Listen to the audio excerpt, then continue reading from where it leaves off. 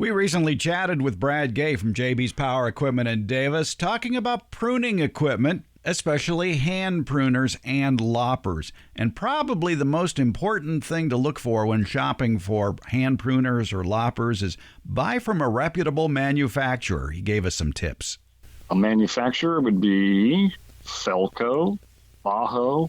Well, if you go and have sushi and you look at those guys or any place that cuts meat, one of the key things that they have is a knife that has good steel. And that's what Felco has, Bajo has. It's all French steel, or it's the best that you can get. And so the blades stay sharper longer. You have a better edge. I mean, there's a reason why they will sell for $60. And I have these hand pruners that are knockoffs on my front counter that sell for $8.99.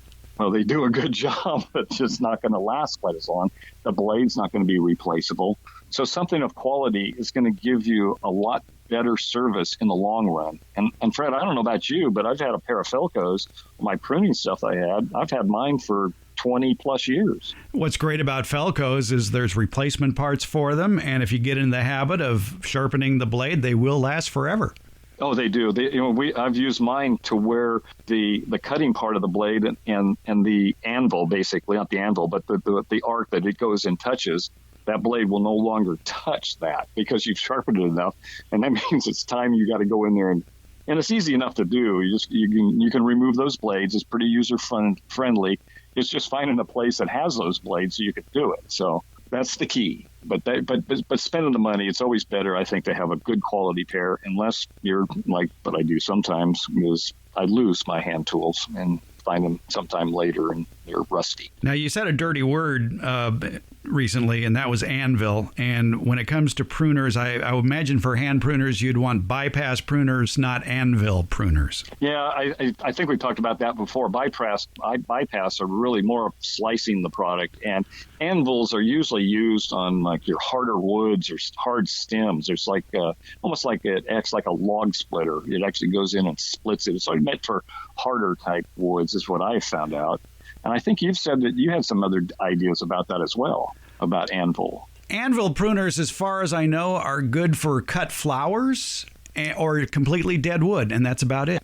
That's exactly it. And I have people who bring them in. Oh, we won't sharpen those. That's one of the things we won't sharpen is Anvil. It's just too hard to get that edge to be correct to the way it was. It's like sharpening a log splitter, basically.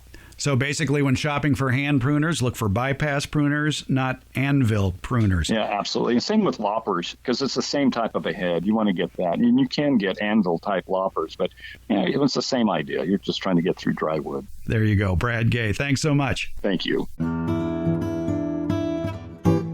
We got into the nitty-gritty of taking care of your garden tools with our favorite retired college horticultural professor, Debbie Flower, in episode 165, and that includes storing of tools, especially your metal garden implements. Did you know they shouldn't be resting on the floor?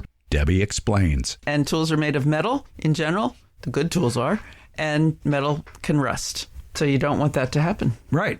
When you have mud encased on your metal parts of your shovel, for example, that can lead to rust. Yes, it can. And any contact with other things like the floor can allow moisture to be trapped. A concrete floor, moisture moves up through a concrete floor if it's a pad on the ground, and that can cause the tips of a shovel to rust. Well, that brings up a very good point then, that as far as storing your tools, even if you're storing tools indoors, then what do? Hang them? Hang them. Yeah. Hang them high, Harry. All right. Or you can make I've seen patterns for making tool storage devices that the tool sits on the ground, but it's the handle that touches the ground, not the metal blade. Is that a good thing? Yes, it's better than the other way around. Okay.